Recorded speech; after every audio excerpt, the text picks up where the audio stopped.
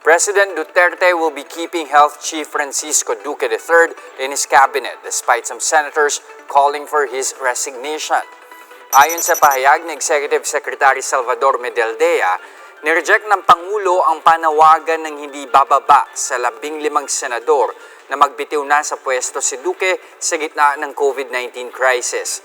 Dagdag ni Medaldea, inaasahan ng Pangulo na pagbubutihin pa ni Duque ang kanyang trabaho. Ngunit bakit nga ba gusto ng ilang mambabatas na bumaba sa pwesto si Duque? Alamin natin yan mula kay Mean Los Baños, live mula sa Pasig City. Mean, ano nga bang sinasabing dahilan ng ilang senador para sa kanilang panawagan na magbitiw na si Duque? Alam mo, Chester, maraming dahilan at maraming senador ang naniniwala at nagsasabing dapat nang bumaba sa pwesto si Health Secretary Francisco Duque dahil daw yan sa sunod-sunod na kapalpakan at pagkukulang niya sa pagharap dito sa COVID-19 crisis. In fact, Jess, alam mo kaninang hapon lang 15 senador ang naghain ng isang resolusyon na nananawagan para sa immediate resignation ni Secretary Duque. Failure of leadership, lack of foresight, negligence at inefficiency, yan daw ang mga pangunahing dahilan bakit sa tingin ng maraming senador dapat nang magbitiw sa pwesto si Health Secretary Duque. Dahil sa kanyang pagkukulang, hindi raw naging maganda ang pagplano ng gobyerno kung paano nito haharapin ang COVID-19 pandemic. Nagdulot din daw ito ng mabagal na aksyon at pabago-bagong polisiya sa gitna ng krisis. Dahil daw dyan, nalagay sa alanganin ng maraming health workers, yung mga frontliners at ang taong bayan.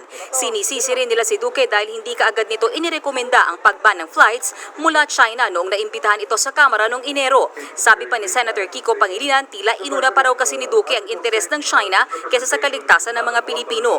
Noong Pebrero naman, sinabi ng Health Secretary na 17% pa lang ng mga pasahero na kasama sa flight ng 2 Chinese nationals na unang naging COVID patients dito sa bansa ang na-trace.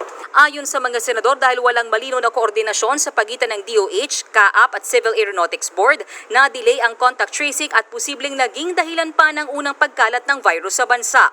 Bigo rin daw si Duque na ma-warningan agad ang medical community at ang publiko na may mga pasyente na palang naka-admit sa mga ospital na may COVID-19 symptoms. Sa halip ay paulit-ulit pa niyang sinasabi sa mga press conference na wala pang kaso ng local transmission sa Pilipinas. Dahil daw dyan, mas maraming Pilipino at mga health workers ang na-expose sa virus. Hindi rin daw napaghandaan ng ahensya ang mga kakailanganin sa laban sa COVID-19 gaya na lang ng mga PPE. Kinulang din daw ang DOH ng mga testing kit na magkukumpirma ng coronavirus infection dahil hindi kaagad nag-order ang ahensya. Hindi rin daw nito kaagad binigyan ng accreditation ng iba pang mga testing centers para sana mas napabilis ang pagresponde ng mga LGU gaya na lang daw sa kaso ng Marikina. Si Senator Sonny Angara na isa sa 3 senador na tinamaan ng COVID-19, sinabing pumirma siya sa reso dahil naniniwala siyang hindi dapat magpatuloy ang ganitong estilo ng pamumuno kung gusto nating malampasan ang krisis na ito. Late na nga raw tayo sa testing, halos wala pa raw nangyayaring contact tracing. Sabi naman ni Senator Joel Villanueva, hindi nila pinipersonal si Duque. Samantala, 15 senador ang naghain ng resolusyon pero 14 pa lamang ang nakahabol ng kanilang electronic signature. Kabilang sa mga nakapirma sila Senate President Soto, Senate Majority Leader Zubiri, Senators Binay, Poe, Pacquiao, De La Rosa, Lacson, Tolentino at Lapid. Hindi pa nakapirma ang mga senador na taga-oposisyon at ilang taga-mayorya, gaya ni Senador Bongo na chairman ng Committee on Health. Ayon naman sa palasyo, habang nakapwesto pa ang isang gabinete ay ibig sabihin, tiwala pa ang Pangulo sa kanya. Every cabinet member serves at the pleasure of the President, and habang hindi sila tinatanggal, the President continues to have full trust and confidence in them. Just paliwanag lang ni Senator Ping Lacson, walang kinalaman si Pangulong Duterte sa inihain nilang resolusyon. Ang sagayong para lang daw sa mga senador, apila o demand yung gusto nila na mag-resign na si Secretary Duque, pero sa huli, desisyon pa rin naman daw ng kalihim kung siya ay magbibitiw sa pwesto o hindi. Jess? Okay, given nga, katulad ng sinabi mo, Mean, paliwanag ni Senator Lacson na basically, it's just an appeal, yung kanilang ginawa. Pero meron na ba silang reaksyon doon naman sa naging pahayag ng palasyo na tiwala pa rin sila kay Secretary Duque?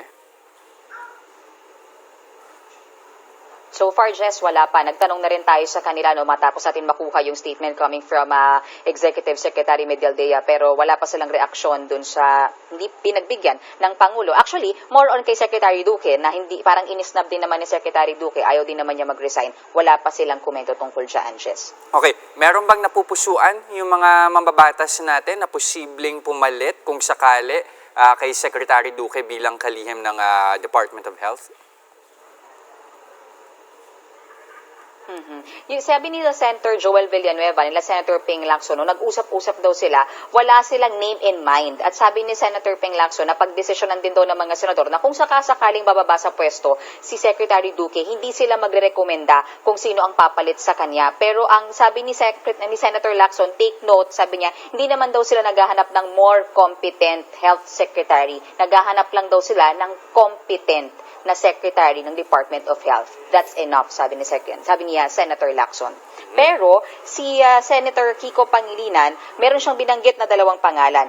Dr. Gerardo Legaspi, ito yung PGH Director, pwede daw pumalit yan. Pwede rin daw bumalik si dating DOH Secretary Manuel Dairit. Jess? Okay, but at the same time, sinubukan ba ng mga senador na kausapin muna si Secretary Duque bago sila gumawa or bago nila ginawa itong kanilang resolution?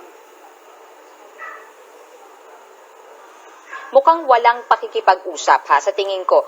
Mukhang walang pakikipag-usap doon sa kanilang mga statements sa atin. Walang pakikipag-usap kay Secretary Duque. More on, tingin ko, tinake note nila, inobserve nila, at tinandaan nila lahat ng mga naging performance, lahat ng naging mga statements ni Secretary Duque simula nung Enero, nung pumutok itong issue ng coronavirus mula Kamara hanggang Senado, hanggang sa nangyayari ngayon na pandemic. Kasi talagang detalyado yung resolusyon na kanilang inihain, 7 or 8 pages. Inisa-isa talaga nila yung tingin nila mga pagkakamali ni Secretary Duque. Jess? Alright, maraming salamat, Mean Los Baños.